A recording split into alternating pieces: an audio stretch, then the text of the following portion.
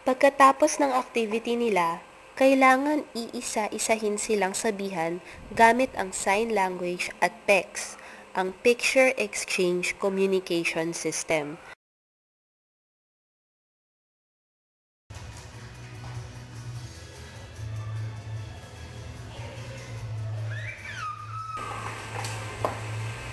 Noong high school, ballroom dancing, basketball at swimming ang ilan lamang sa mga activities namin tuwing physical education. Ngunit dito sa adult program ng Hope Intervention, ang mga ginagawa ni na Angel at Paolo, parehong lampas sa 11 taong gulang ay tulad rin ng ginagawa ng mga batang tulad ni na Genesis at Cheska. Ngunit kitang-kita sa kanilang mukha ang saya sa pagsali sa mga ganoong gawain. Ngunit mapapansin na kahit sa simpleng pagbabalanse ng katawan, sila'y nahihirapan.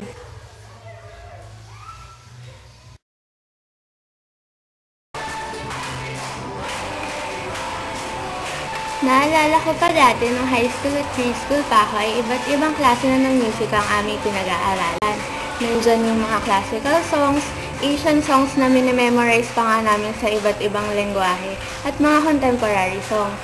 Kaya ganoon na lang ang aking pagkagulat sa kung papaano turuan ng musika ang mga estudyante sa Hope Intervention. Siguro para dun sa mga bata, okay lang na nursery rhymes yung kantahin nila kasi natural lang yun para sa kanila.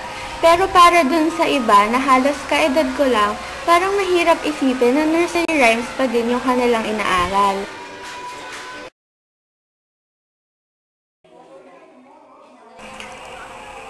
Naalala ko nung high school, saka nung grade school, pag-art namin, ang dami-daming mga project, naggaganchilyo na nga kami, gumagawa ng stuff toy, kung ano-ano yung ginagawa namin.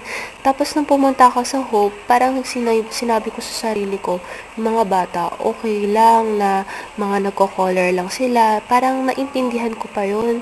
Pero yung nakita ko na yung mga matatanda, nagdo-drawing sila, saka nagko-color, saka nagte-trace lang, nagulat ako na pareho lang pala yung level nila dun sa early intervention. Nakakagulat lang.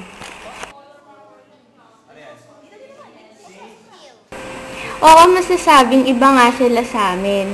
Ngunit ang mga ngiti sa kanilang mga mukha habang pumapalakpak at kumakanta ay hindi mapapalitan ng kahit ano pa mang kanta na natutunan ko dati.